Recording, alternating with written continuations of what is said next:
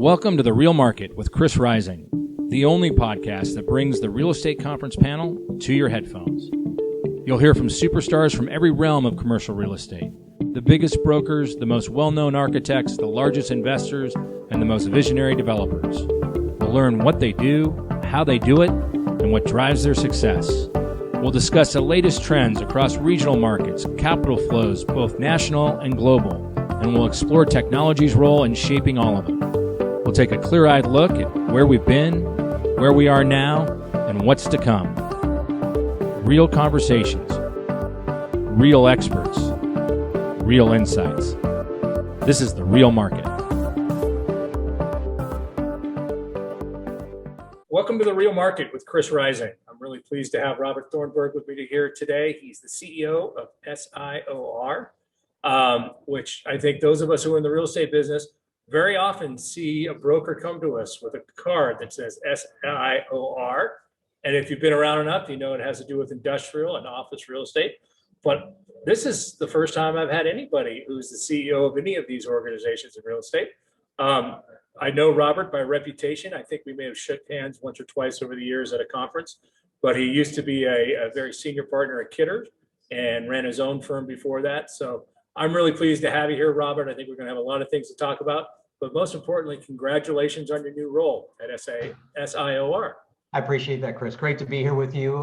Thanks for the invitation. I'll try not to screw this up, given I'm the first guest, I guess, in the quote-unquote alphabet organizations for you. So let's cut it up and dive in however you feel appropriate. Yeah, well, here we are. We're sitting here in end of March of 2021. Los Angeles County has just moved down to the orange, moving towards yellow. That is important to us in real estate because what that means is they're no longer mandating that people can't come into the office. They're encouraging telework, but for the most part, it means that if someone wants to come into the office, they can, which is kind of important to what we do. A little bit. Yeah. How has it been in the last year? You've gone from running a brokerage shop to now running an organization that oversees so many broker members, but yet we've been told the officers, you can't go into them, and there's a lot of people pontificating that we don't need them. What do you think? Yeah, listen, there is, we could spend all 45 minutes on this topic if we wanted to. I think maybe to start, let's just acknowledge what a crazy 12 months it's been, right? And I think the more interesting part of this is there's absolutely or was no playbook to help guide what we've all gone through. There's a little bit in this because there's different conversations. There's the sectors and the segments of commercial real estate, and its impact is all differently. I think, talking about the space of attracting and recruiting talent and retaining talent, imagine telling a group of high-performing type A brokers that they can't come into the office, particularly when I think that segment of the business likes the collaboration piece so much, right? We want to be around one another. We're conquering the hill together. And to not be able to do that together really had a significant impact in terms of production for so many of us over the last year. At least that's been my primary observation. Yeah, I would agree with you. There's a whole lot of people out there who say, well, most people can just do their work from home. An office was just a place to keep books, keep papers, but now everything's in the cloud. I personally think that those kind of flippant remarks miss really what work is. But when you look at the people that you represent, the brokerage community in both industrial and office, there are people who say, I'm on the road all the time, so I don't need to be in the office 40 hours a week. But is the consensus that therefore they don't need an office, or is the consensus they need an office? Yeah, so thanks. We'll step right into it, huh, Chris? It's listen, I'm as transparent as they come, and I'll give you my ideas. It doesn't necessarily make them everyone else's, of course, but I think we just have to admit as an industry and as an organization that we're all still struggling to find our balance in this quote unquote work from home model. Again, as you've already pointed out, no shortage of opinions, and I'd like to get yours as well. But in my view, there isn't a one size fits all solution. It's impacted by things like company, culture, the industry, the specific roles that individuals play. And I believe, again, it's healthy to acknowledge that we're still trying to figure this thing all out. What we do know, of course, as leaders, and as I think of the broader question, standing still is never a successful strategy. And so the pandemic, at least in my view, is what has shown is the quick and nimble are winning time and time again. And maybe the more difficult question is, in today's environment, or an environment like this where change is coming at us so fast, is how does a company manage to maintain an enterprising mindset, for lack of better terms? Continual transformation is something most aren't good at. It really takes hard work. But I guess going back to the question, in my engagement and my interactions, the majority of the people that I've spoken to on the industrial and office side would prefer to be in that collaborative environment that we were talking about earlier. Yeah, that's all the feedback I've gotten. And for those who are pontificating, they say, well, Jack Dorsey said this, and Twitter never has to come to the office. Oh, that's not exactly what he said. There's a great podcast, Matt Mullenweg, who founded WordPress, interviewed Jack Dorsey in December. And he was very clear that, for a lot of his team at Twitter, sales, anything that's a design component, collaboration was going to be key, and the office is going to be important. What he was saying was, I'm willing to rethink like engineers, and maybe not every engineer has to be based in downtown San Francisco, but he was pretty clear acknowledging it. And so the headlines we saw, I don't think are necessarily reflective of the reality when Microsoft yesterday says they're coming back to work. Amazon says they're coming back to work in an office. So this may be just a blip. Yeah, and it's complicated. I was just talking to a gentleman the other day, and we were talking about accounting services, a perfect example that could, remain at home potentially. But the part that I keep going back to is if you're building a company, and culture, right, which is potentially an overused word, but its importance can't be overstated. Can you really drive value to a growing team through Zoom meetings? I think there's a misconception that working from home, building a company, advancing your presence in a marketplace through virtual is easy. I think it's doubly difficult in terms of how, again, you're building that culture, you're building your brand awareness and recognition, you're getting people together. We keep using the term collaboration. So it's not that easy. And I don't necessarily think that it's a proven model for, for what we do, at least in commercial real estate. Not to say that it wouldn't be for others. One of the best examples of how I think the world's going to be is, and it came out of this Jack Dorsey interview, but it was that for those in January of 2020 who thought an office was the same office in 1991, but we have email, their world that's not coming back, because what we saw in the pandemic was that there were this software like Teams, or obviously Zoom, or Asana, or Basecamp, all of these things that allowed a workflow that was different. Yeah. And so the challenge, I think, is going to be for an office to be effective. Are you running an office like it's 2021 with software from 2021? Or are you trying to pretend it's 1995 using email? If you're trying to pretend it's 1995 email, I agree with all those pundits that world is dead. But I think there's going to be a lot of winners and losers about this new world. But the office and headquarters will be important. We had an acquisitions team meeting, 2-hour meeting yesterday in person, first one we've had in a year. It was the best meeting we've had in a year, even though every meeting we would grade and we'd give it a 10 on Zoom, because what we were dealing with, stress, sadness, what is the world going to be? Oh, we got a lot done. It wasn't the same as that first meeting in person. I have to imagine that your people you represent and the organization you lead sees that as a reality. I see a softening. There's an interesting part of the conversation that I actually would need your guidance on. I'm a casual observer to it in terms of the office space, but it's an interesting discussion because I'm going to say I don't see the demand for office going away. I think we both agree on that, right? I mean, the majority of our business wants to get back to, I don't want to say the ways of old. It will look and feel a little differently. Maybe that's the point I want to drive to, is a lot of conversation about change in design because of the impact of COVID-19. Not my idea, but somebody that brought this up recently on a panel, and they were referencing a lot of what happened before 9/11 and then how we travel now today through, as an example of TSA.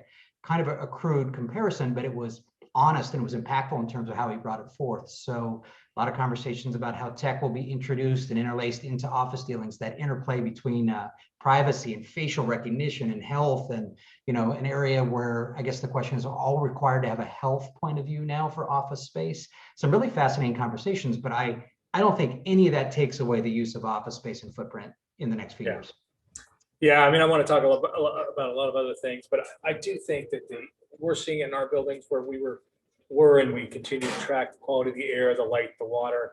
And now we're just making it more transparent to our tenants. We have already installed the open pass, so you don't have to touch something. And the elevator is already measuring how many people are going to come in before they cut it off. So those things were in progress, and they went on steroids over the last year. And I do think that the onus will be on landlords to be more flexible and figure out shorter lease terms. And I've always felt there was a place for flexible office space within a building. But at the end of the day, a company's only as good as its people and its culture. And there's a reason why Apple built the spaceship. There's a reason why Facebook hired Frank Gehry to build a campus. And those reasons didn't go away in the last year. Couldn't agree more.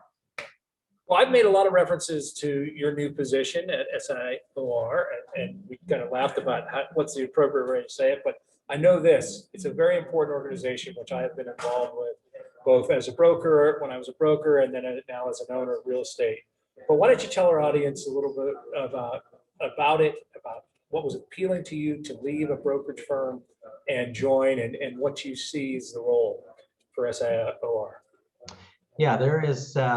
So there's a lot in this, and I guess there's the comment about, I guess, for me personally, what it's meant. And I can just tell you that being an SIOR has really been one of the most rewarding aspects of my career. So I guess I'm thrilled to have this opportunity to contribute in forward-thinking ways to this amazing organization. I care deeply about commercial real estate as an industry, and now this role gives me this rare opportunity to uniquely contribute and give back on a more of a global scale. It's interesting because I imagine every member will tell their story a little bit differently, but it goes so far beyond deal making, that great idea that you pick up at a conference. There's a piece of it too, which is the friendships and relationships that you have in all of these major markets and tertiary markets across the world. And so from a personal perspective, you have those so that you can collaborate and think bigger about issues and ideas that you're facing. And then you can also reach out to them on a more personal level. And it's hard to capture that in terms of a brand when we're actually conveying that out to the marketplace. But I can tell you that every SIOR member that I've had the good fortune of interacting with really does reflect best-in-class work in their local marketplace. Speaking broader in terms of the organization, I'm not sure how much the audience really knows, but SIOR was really born out of the war effort, World War II. So we're an 80-year-old organization, but it was really a function of the need for finding more industrial space to support the war effort in the early 1940s. Two gentlemen, David Houston and David Binswanger, were traveling back and forth trying to figure out how to connect and collaborate on deals. And it was really in those early engagements that the idea of SIOR as this high-level network of best-in-class real estate professionals came about, and they grew it from there, and it is what it is today. Now I had no idea. That's a really amazing story. Yeah, and of course, when did the office part become a part of it? I get the industrial World War II, but so originally it was SIR, and it was in the early 80s that we transformed and added the O, as we like to say. And today now we're a little over 3,400 members across 42 countries, and growth can sometimes be a dirty word when you're talking about something that's special and unique. I like to say we're finding parity in gaps in marketplace. We're growing globally, in countries that we just hadn't seen before. And so it shows that there's this demand for what we're delivering. We retain more than roughly 97% of our members every year historically. So we're clearly doing something right. So I have to ask about the word realtor in the name, because when I was a broker at Cushman Realty and at Cushman Wakefield, there was always great pride in saying, well, I'm not a realtor, I'm a broker. And there's a lot of reasons to be proud to be a realtor, because when you get your license, that's what you're getting. Yep. Your brokerage license, your realtor license. But tell me about the importance of that word to the organization. Well, we've been affiliated with NAR, the National Association of Realtors, for years. And when you think of NAR, I imagine most in commercial real estate make the mistake of associating it with the residential side. And historically, let's just be honest that residential and commercial don't play well together. And oftentimes there's the term resi-commercial is thrown out quite often. You have people that are parachuting into markets and going into product types that they're not an expert at.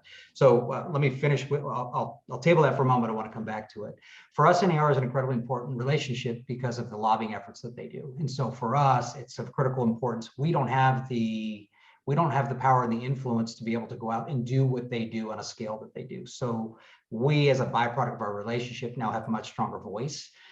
And some of the other stronger affiliate organizations like CCIM and others are affiliated with us. So now we can go into a room together and speak as one voice. And so that's been incredibly important. You think of, of course, we've got, split roll, we've got, 1031 conversations and all those lobbying and legislative things that are coming at us. It's been a great vehicle. I will go back though. It's interesting. Realtor and commercials, for whatever reason, at times can have a negative connotation. And I think that there's a broader issue here, which is we need stronger and broader barriers to entry to become a real estate professional. And I've said this publicly on so many different occasions, and I know I get myself in trouble time and time again, and so be it. But you can't be a real estate professional by taking a 150 question test and then go work part-time at a local company and think that, that part-time, part of the time mentorship is actually going to get you where you need to be. And the issue that I have for this is really, we represent people and their interests, business and personal, in multi-million dollar transactions. I used the expression casual earlier. You need to do this job full time. Your clients deserve a service that matches with those expectations. And so, I wish that we could, as an organization, develop those higher standards and barriers to entry. The problem is, of course, that it's run on a state level. So getting that scale and momentum to change it is a big ask, but something I'm committed to trying to fix. I think that's really important. I think you hit on why we took so much pride in calling ourselves a broker, because this was your passion, but it was also your life, and it was everything that you would do. And to just be put into a group of someone who sold a house once a year was frustrating. Yeah, and there's just really quick, Chris, there is an interesting part that goes, I'm always careful about how I couch the residential side, because there are some extraordinary residential agents that are, they personify excellence in everything they do. And I would say that it's unfortunate for them too, because you have a large percentage that are viewing it as that casual profession, which also hurts their reputation as well. I think residential actually does a far better job of adopting tech than commercial does, and we can get into that later if you'd like today. But I do. I want to segue right into that, because you hit on exactly technology where I was going next, but also about some of the influences I've seen most recently of residential brokers, residential realtors, bringing things they do to sell big houses now being implemented across the board by all of the major brokerage shops, whether it's flying drones, doing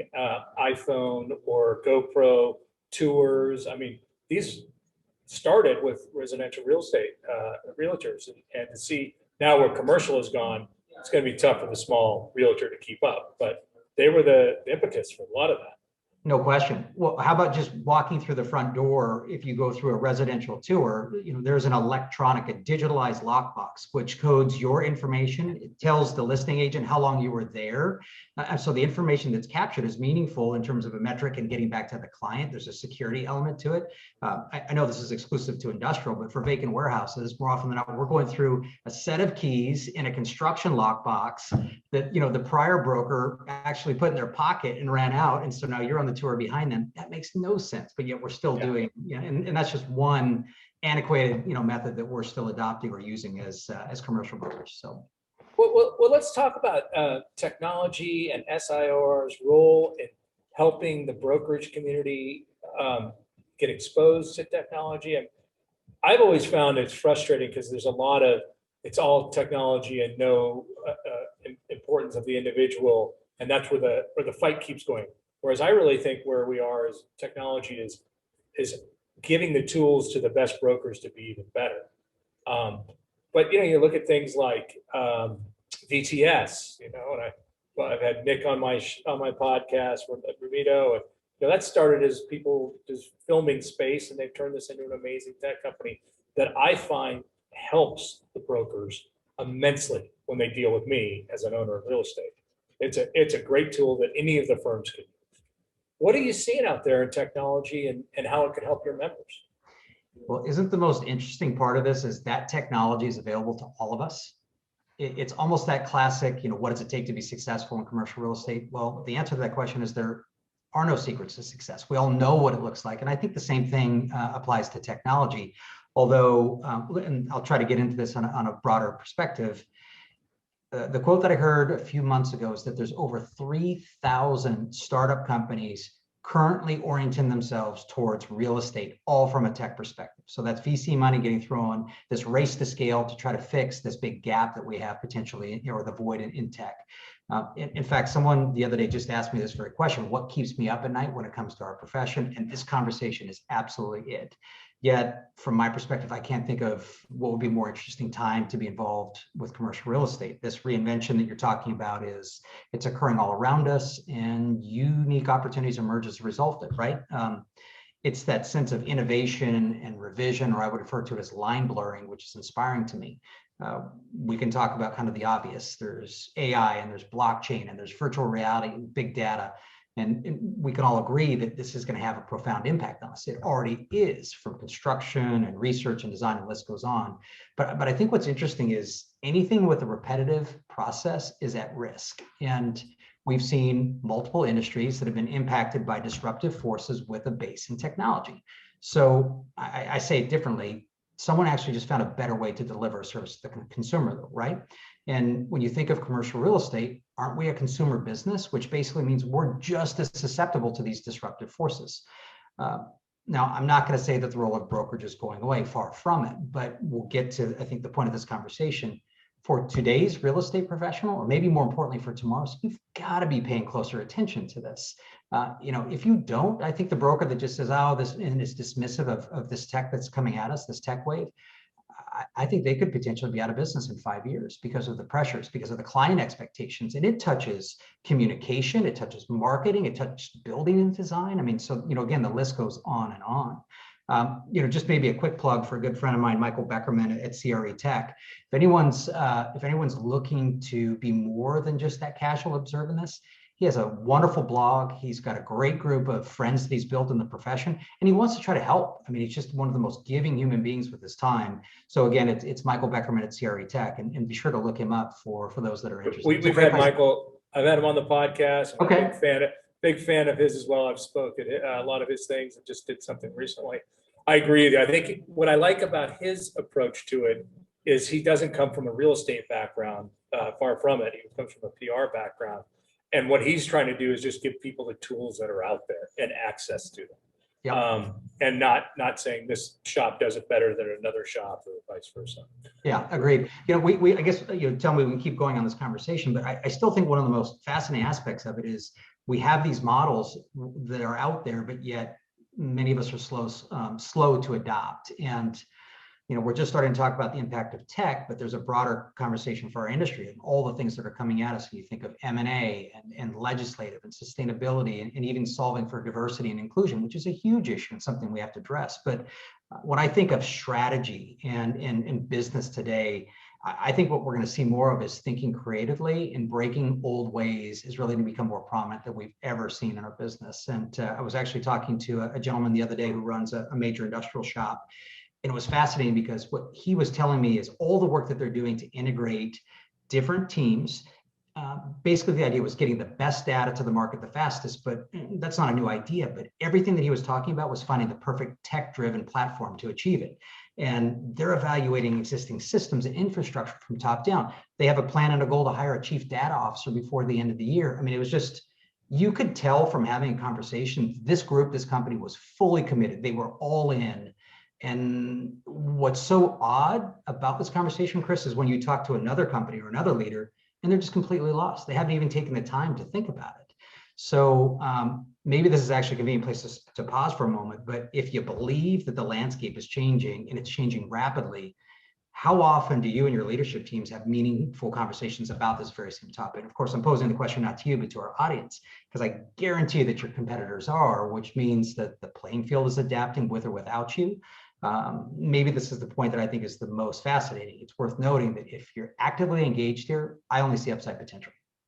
Yeah, I agree. I mean, I want to hit on a few of the things you just said. I mean, if people aren't aware that there is a Twitterverse of professional real estate players who are having these kind of conversations, you're in trouble. If you haven't been on Clubhouse and what will take the place of a lot of conferences, I truly believe, things like Clubhouse, or gotten involved in any sort of discussion that's outside of what your company is, you're missing a whole bunch. And there's a lot of managers out there who just keep hoping that, well, email is just the next step from a fax machine. It's not. it's so, if you think email is technology, you've missed the boat on what's happening. You really have. Talking about the data. I mean, how do you represent somebody today if you can't do it? Let's say you've got a million square foot industrial need and you got a logistics company. If you're not using technology to identify locations, where employees are, all that stuff is not like, it's not in some file somewhere anymore. You have to wholeheartedly accept the role of data. And there's just some groups that just haven't, and I don't think they'll be around in 5 years, just as you said. Really agree. And it's sad because it is absolutely fixable if they took the time and made the commitment. But, I understand change is hard for some, and It's scary. it's not an easy conversation. You mentioned fax machines. I remember when e-fax was like, I guess I'm aging myself, but it was a big thing to put e-fax on your business card. Boy, you had evolved at that point. Yep. So, Yeah. Well, so let's talking about the business as a whole, because it's not just technology. I mean, the model of working in a brokerage shop is changing pretty rapidly. I mean, it used to be, you work at some shops, you got a 90-10 split with the house, you give 10 to the house, keep 90% of the commission. And they kind of kept that your way because they didn't invest in things. And then you go to shops, more like Eastdil and a lot like JLL, where they're giving you a kind of a salary plus bonus model, much more to an investment banking model. I see the world going more that way. I don't see it going to the small shop where you get to keep 90% of the commission of everything you get. I don't know. What are you saying? You see it firsthand. Well, it's probably a little bit of both from my perspective. I'm probably in the camp that I believe that you're always going to have that independent shop that is able to do something unique and distinct in a local marketplace. Now, will that local operator be able to drive global business? Of course not. Not in a way that would compete with the global giants and what they're doing, because there's just the scale that they have and the control of the clients on a corporate level because of the quality of service that they're delivering and the reliability, right? I mean, there's a contract that's driving a lot of that. There's measurements and metrics that are accountable for that. But I still think that the small and quasi-regional player has a position. They just have to stay in their lane, right? You can't get too sexy with it and think that you're going to be all things to all people. That's the most interesting about this business, right, Chris? You have friends and I have friends that work for a variety of different companies for a variety of different reasons. And sometimes it's a little baffling. It's like, well, why are you there? And then, you'll hear their story and it's something unique and distinct. More often than not today, if you're competing for talent, I think of it as the buzz. You need to be doing something that's just a little bit different than your competitor, and it has to be believable, right? You have to deliver on that promise when those people come over. But the first part of it is you have to capture the attention. What is it that they're doing that's just a little bit different and unique? And how will I be successful? How will I fit in that platform? And is that a place that I want to stay in for the next 10 years of my career? Because moving is disruptive, back to the conversation of change. There is something about the splits and the rest of that. Splits is a dangerous thing when you're recruiting. If you're only focusing on the comp, then you're really attracting someone that's not coming for the culture. They're coming for the ultimate justification of that end check. Now, the byproduct should be great culture, great comp, and everything that goes in between it. And then that's that stickiness where they stay. We could probably take this a couple of different directions, but those are my immediate thoughts. Well, let me ask you this, because as you move from Kidder and you've moved to this very prominent role as CEO, of a organization that represents all of the shops, all of the different companies out there. What is your sense of where a smaller local brokerage firm fits in a world that has JLL and C&W and CBRE, who just seem like the biggest behemoths ever? Does the small shop in Bakersfield, California, or Tulsa, Oklahoma, Greenville, North Carolina, or South Carolina, do they still have a role going forward with technology and all this other stuff? Independents and giants, that competitive force between these two. The beauty of this is we're recording this, and so in 10 years, if I'm wrong, somebody can pull it up from the archives and say, look at you don't know what you're talking about. I used to own a private boutique firm in Hager Industrial, and we were able to develop in the backdrop of an incredibly competitive landscape of Southern California real estate and be very successful at it. It's that buzz. It's just like how brokers go to work for a different company for a variety of different reasons. I think clients do the same. Think of how we gain business and the relationships and the trust. And so If it's localized business, I still see independent firms vying for significant business, and in many instances competing and winning for that business. But you can't go into that room ill-prepared. And I think some of this goes back to your conversation.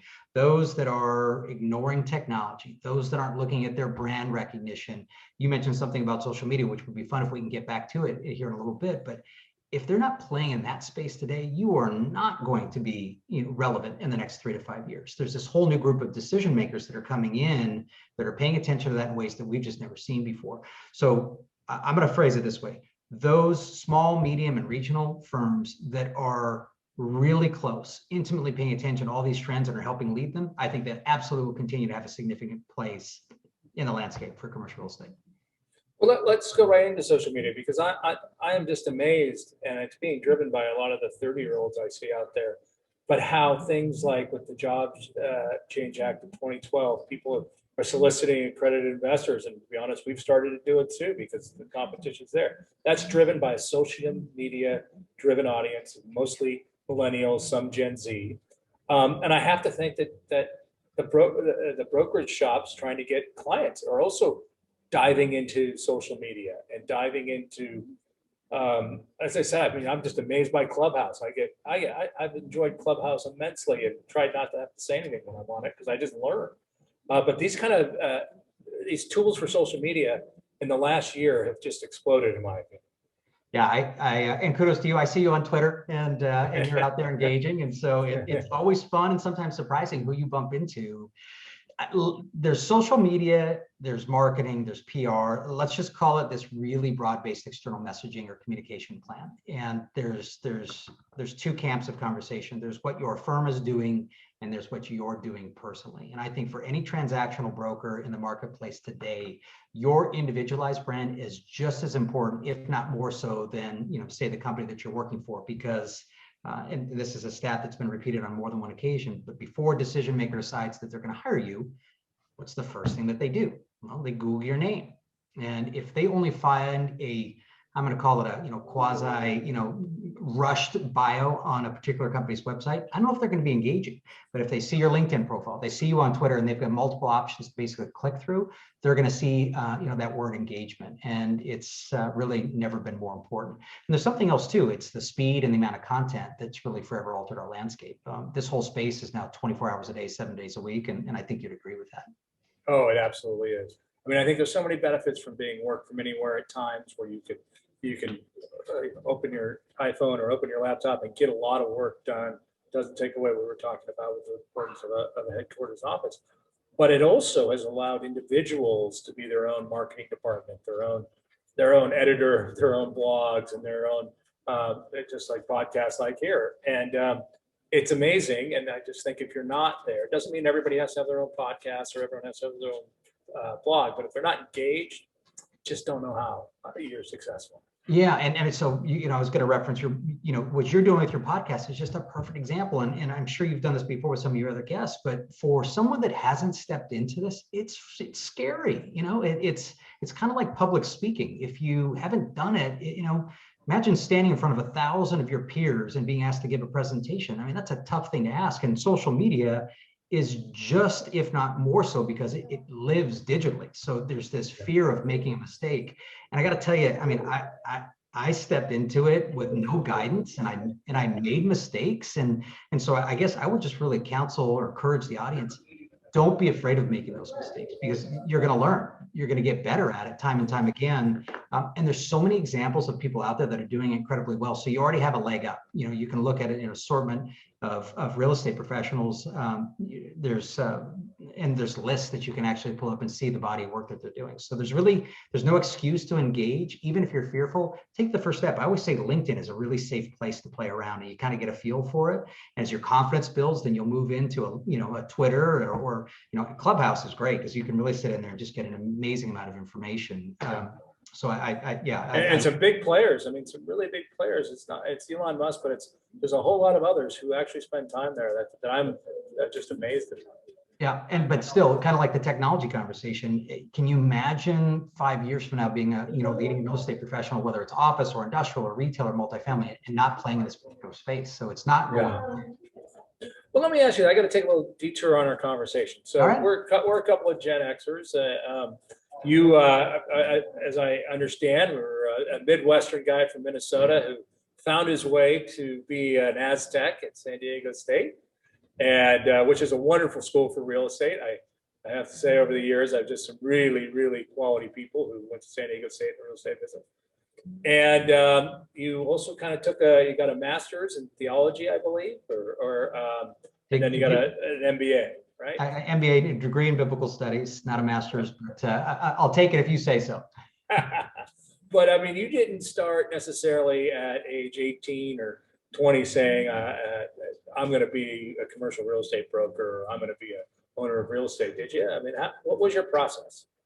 No, this is a long story. All right, I'll try to give the abbreviated version, and it's not going to come out well. But I was interning in undergrad, and I had this opportunity to work for a couple of guys, kind of a rough and tumble group that were rehabbing multifamily apartment buildings. And I got to be honest, Chris, they were slapping paint on these things and hanging blinds and then flipping them and just making an offensive amount of money. But it was being around the real estate, and they were energetic. They found this way to make the day fun, and so it was really fun to shadow them for a period of time. It just opened my eyes. I didn't know necessarily what I wanted to do with that. My dad had dabbled in real estate, and he took me to a few auctions once I had graduated from San Diego. And I just remember, this is the FDIC days, and sitting in this room, and there's just, the energy and the buzz that was going around. So it took me a while and to figure out how I was going to, actually go into this. I worked, first sales job I could get, which was in tech, and then the early tech. It was actually selling T1 lines, but a good friend of mine, John Reno, who was at Hager Industrial at the time, and he's now at Kidder and an SIO member and just a phenomenal LA broker, called me up and said, hey, you need to come meet Jack Hager. You need to take a look at this company. It just seems like a perfect fit, because Jack was a broker, but Jack was also acquiring real estate, and he had just this entrepreneurial feel. Came in, I interviewed with Jack. I was sold. I think I started a week later. Wow. And did you start the traditional way right out of school? Oh, yeah. No draw. It was, yeah. And so this is, by the way, I don't have that attitude, even though I went through it. And, here's your quote unquote, here's your Thomas guide map. Again, an old school reference. Here's a phone. You go sit in the corner and you bang out your calls. And, this is an old school industrial comment, but back then you had to walk the market before you could talk the market, and kind of all these expressions. But, I don't know. I'm going to take a hard ride on us. I'll tell you, somehow I lucked out, because I know there was a conversation about this next generation coming in. I really was fortunate early on in my career to have these incredible mentors who, for whatever reason, took an interest in me. And they showed me what professionalism and excellence look like. I had this front row seat to see how some of the industry's best could reflect things like kindness and integrity and collaboration. And they were huge deal makers. So they had the expertise, but they did it in such a thoughtful way. And so I don't know if there's a recommendation here, but as I think about this conversation with you, first, we all have a responsibility to mentor this next generation. And one of the best things that we can do is to help remind them to model the right behavior. I say this often publicly: all you have is your reputation, and it's not something that you want to lose. Yeah. I still think if someone asked me, well, what does it mean to be mentored? The most valuable thing that ever happened to me as a young lawyer, which I was only briefly, but then working with John Cushman, was just being in the room while he was on the phone. Yeah. Being in the room all day and taking notes and listening to how he dealt with things. Overall, I love John dearly. He went about 150% to get about 98% right, but he was just one of those guys who just push. So he wasn't the best in all things, but what a mentor. And I say this all the time to people. It's like, yes, it's important to go out on the road. It's important to go out and see properties and all that, but you can't say it's more important than just sitting here and listening to my partner, Scott, and I negotiate a deal and talk about a deal. That's because there's things that books just they don't teach you that. They teach you what the cap rate is, but they don't teach you that if you push so hard that you lose the deal, the cap rate's irrelevant because you didn't get the deal. So I agree with you 100% that mentorship is key. A little bit of that goes back to our conversation about that residential space and residential and even commercial, because it happens in both. But you can't just hire this young, college graduate and give them, I don't know, a CRM and say, here you go, start making phone calls. That it just doesn't work that way. And a lot of that C1, do1 and being the example, 100%. So what point in your career because I think people who have really adopted technology, they did it when they were younger, whether they knew it or not. But what point in your career did you really see the tools that technology could be? Was it a Lotus CRM system that was just different than keeping a file of facts? Was it email in a way to communicate with people? When did you say technology is important? It's so important. I'm always going to be on top of this. Yeah, maybe this is why I'm so passionate about it, is because I was an absolute late adopter. I was asleep at the wheel. So when I talk about this and, and I'm encouraging somebody and we talk about this 5-year point in time, it's because I was that guy for a long period of time. It was, using old methods to, capture new business. And a lot of it, I will credit, going back to SIR, as being around a group of people that were simply doing it better. And you start to have this realization that it's passing you by. And so it was a little bit of a forced adoption for me, Chris. You've got kids at home. I will also tell you, really convenient when you go to your daughter and say, and your son, and say, how do I do this? And I think stepping in and just owning it was huge for me. And part of it was, trying to align yourselves with other people that were doing it better. And, I made mention of Michael Beckerman. There's plenty of others out there. But ever since I made that switch and made that commitment, I never turned back. Well, let me ask you this. You've had an interesting year, to say the least, as the Chinese say, we live in interesting times. But not many people take a career that you've spent years building, both as a broker and as a manager at a major brokerage firm, and then move over to kind of the nonprofit world, the non-going, trying to win business every day work, right? Nonprofit because it's an organization, but you're driven to grow it and have it be inclusive. What has your year been like? You started 2020 not thinking your world would be any different, and here we are a year later, and you're CEO of a very, very important global organization. Well, it's too bad my wife couldn't answer that. When I told her that it was time for me to make a change in the middle of a pandemic, there were some long, hard conversations here. To be fair, I didn't know that SIR was going to be the next step. I just knew, for me personally, at the point in time in my career, that it was time for a new challenge. And I want to be really careful. Kidder has been incredibly kind to me. It has nothing to do with Kidder Matthews as a company. It was where I was and the things that I felt that I needed to continue to grow as a real estate professional. And I like to be challenged. And so for me, it was figuring out what that next step would look like. And so quite a year and certainly some interesting times. The one thing that was very reassuring for me is when you start talking to a few people in the business and you realize that you've done the work right. We talked about reputation earlier, and to see that it was going to be okay and that I had these options in the marketplace. And so very reassuring to know that when you do it the right way, you can take a hard right. For me, I just say at the end of the day, SIR had this global view that I had not had the opportunity to contribute to. And I knew that I could bring meaningful contributions to it. And there's another piece of this. I started as a broker, and somehow I kept finding myself in these leadership opportunities. And as uncomfortable as they might have made me, I always said yes to them because I felt like I would grow as a result of it. And in that process, you go from the transactional side to all of a sudden you're helping others achieve their goals. And it's one of the most rewarding aspects of any business. And I just say that, interestingly, the unexpected byproduct is through that same work you also learn in the process. I don't know if that makes sense, but that's generally how it's unfolded for me in my career. And a different look and a different feel, but it just, I couldn't be more excited about the opportunity. That's terrific. Well, one of the things about moving organizations is you're now having to use totally different technology, I imagine. What do you use at SIR? Is it Microsoft Teams? Is it a Google back system, a Microsoft system? What kind of technology? A little bit of everything, because we're an association. So our primary driving force is Aptify, which is really an association management software. We definitely use Teams, I'd say more so for communication, just the ability to chat and pick things up quicker than email.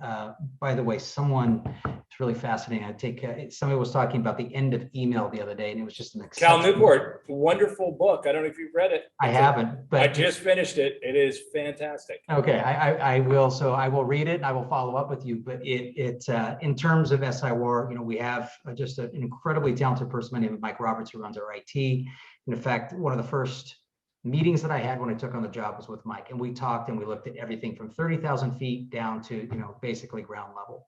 And the beauty is they're already doing everything right. So it was really more so where do we want to go in the next 5 to 10 years? But the good news is that we're already pretty well positioned. So as your role as CEO, will it require that you travel internationally a lot as well as domestically? Yeah, it certainly a lot of travel. I'll spend at least a week, probably 10 days back in DC where we're headquartered, and the balance of the time home with my family here in LA, and then wherever the job takes me. So a bit of international travel. It's a little odd because I know what the schedule should look like, but we're still in kind of this unusual phase of COVID. Although just a quick comparison, it was a month ago, plus or minus, that I was back in DC. My flight was probably 30% occupied from LA to DC. I was just back there a week and a half ago. My flight was full with standby passengers in the airport. So it is changing quickly. Yeah, I've had some business travel as well, and the airports still aren't that crowded, but the flights are. So what they've clearly done is limited the amount of flights to make sure more people are on them. But, yeah, no question. New flights emerging soon, I hope, but it's, I get it. They've been hammered pretty hard as an industry, and so they'll figure it out. But yeah, quite a bit of travel, certainly some public speaking along the way. It's what an incredible opportunity to be a brand ambassador for the industry, both industrial and office speaking. And then, not just our 3,400 members, but, the sponsors and the people that we have close working relationships with. So it's a big job. I take it very seriously. So how do you balance it? Tell us a little bit about your family and your life here in LA, and how you've gone from being a very regional based person. Yeah. How are you gonna balance the whole thing? Well, how do you balance? What does technology play in balancing it? Well, we're empty nesters, so that we're about to be, so that helps a little bit. And I'm very fortunate to have this incredibly supportive wife who believes in pursuing dreams. And so that's everything, right? You're a family man, Chris, and I'm sure you'd agree. It starts with having that balance at home. Maybe that's simplified, but if the family's close, you have that necessary foundation to get you through the tough days at the office. Another big part of it is your closest friends, I think, are an extension of your family. So that's critically important as well. I'm an early riser. I'm highly driven. I work hard, but anyone that knows me the best would say that I find balance in that friends, family, and faith space. And another big part of it too is laugh a lot. I think a day without laughter is a day wasted. That's great. That's great. Well, we had this great conversation, but I do want to point us a little bit to the role that SIOR plays in the universe of real estate organizations. There's the Real Estate Roundtable that really focuses on real estate interests in Washington, D.C. There's NIOP, there's ULI, there is the corporate real estate. So how do you play? What is the role that SIOR plays amongst all of those groups? And where do you think that you're positioning it to be a leader? Well, the beauty is we're already a leader. And so for me, I guess, we joked, said I'd not screw up this interview. The bigger picture is not screwing up with SIOR, because I actually would say we're already doing the excellent work. The really interesting thing, some of this actually goes back to, it's a theme of our conversation, right? It goes back, we already know what success looks like. Some organizations, some companies, some people, brokers are just willing to work harder at it. SIOR's job and all of the other association jobs in the next 5 to 10 years is going to be stretching to maintain relevance, because it's competitive in that world too. Our job primarily is to drive value back to our membership base.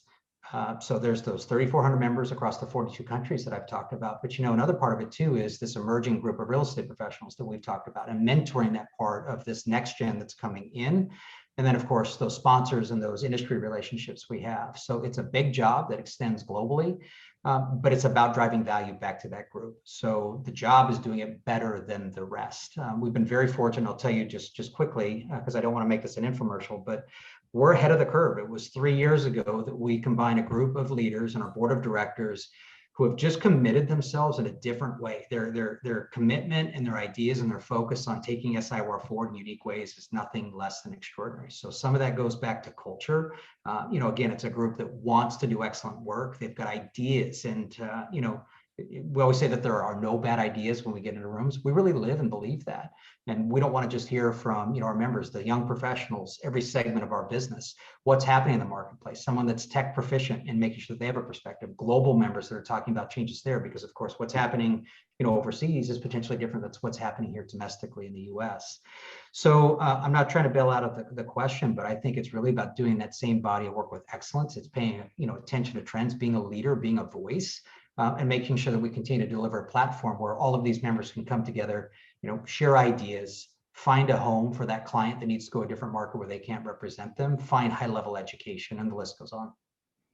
Well, I have to imagine, because I'm saying this from the position as an owner of real estate and with a team, that we strive very hard to be diverse because our clients, our tenants are diverse.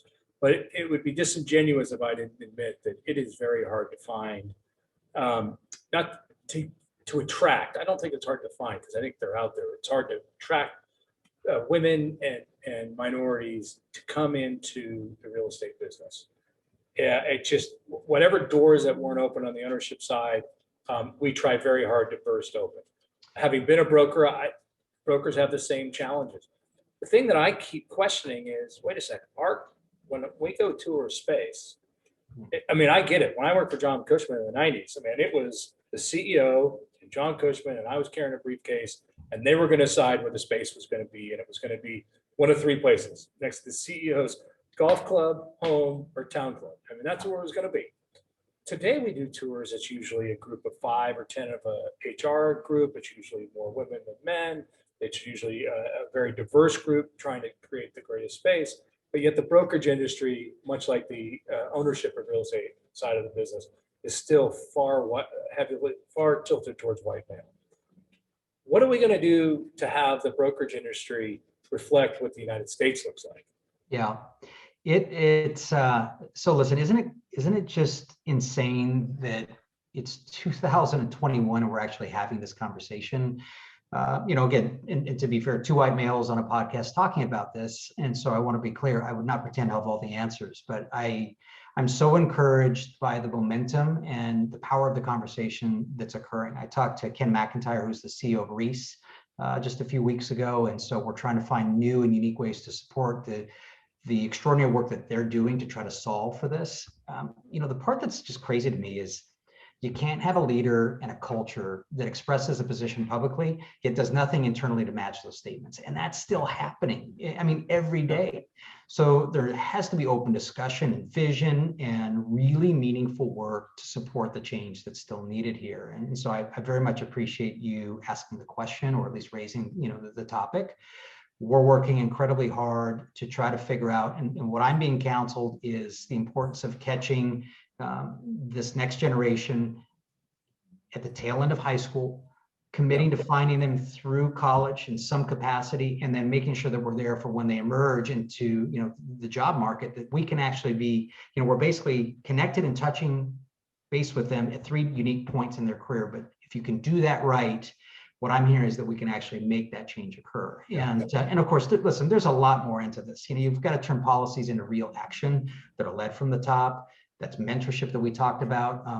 Gender gap pay analysis. It's crazy how many companies aren't doing that. You have to evaluate, you have to adjust. A lot of conversation about unconscious bias training. I think so much of this is culture, and leaders like you, by the way, and a huge nod to you. I saw on your website, some of the metrics that you're showing. You are the example of someone that it's not just conversation for you. You are actually doing it. We need more of you in the marketplace, period. Well, I'll tell you why. I'm very honest about this. Not that I grew up in a more liberal family, and we was around people of different backgrounds and ethnicities, and also that. And I was a football player, so come on, you can't be a football player and see color, and so I had all those. But I had a definitive moment on the first time I ever put my money into a building that I was risking, and I went to see a tenant who was going from 10 to 60,000 feet and would have made the building if we could. And it was a young woman who had a company that was exploding called Nasty Gal at the time. And I went to meet with her in my kind of traditional Cushman outfit, dark suit, white shirt, red tie, little pocket square, thinking I was on top of the world. And she literally said, "Get out. I don't meet with white men in dark suits." I'm like, ooh. And so I kind of left. And the next day in kind of jeans and t-shirts and say, "Sophia, can I just get your time and just talk to you about what you're doing?" And I developed a trust with her. And she continually said, "Look, I have everything I have in this business. And it's people like you who've told me how I'm doing it wrong all the time. And so I'm defensive about it." And I said, "Well, I'm going to make sure that we figure out something that works for you and hopefully works for us." And it just triggered in my mind that we're all different. And if you just show up with one brand and one look and one you're not going to be able to grow your business because that's not what the world is today. And I'd say that for any business out there. There is, I love that story. And yeah, if you think of commercial real estate, we are an expression that I've heard time and time again is male, pale, and stale. I've heard sea of vanilla. And, a lot of that is absolutely true. We need to own it and fix it. Yeah, and I see some positives. I think you hit it right, though. We got to nobody really starts high school unless their parents were in the business or gets through high school and goes to college and says, I want to be a real estate broker. It's something that comes later in their career. And we got to get to people earlier. And real estate has so many different facets. It's not just one thing. And there's so many different opportunities. But we got to get people interested at a young age. Couldn't agree more. Yeah. So, hey, we were sitting here. I said it earlier. We're at the end of March, 2021. The world's looking better. What do you think over the next year? Where if we sit down a year from now, what do you think is gonna make happen for SIOR, and where do you think the world's gonna be? I'm the eternal optimist, so I have to preface it. Listen, it's a green light for me.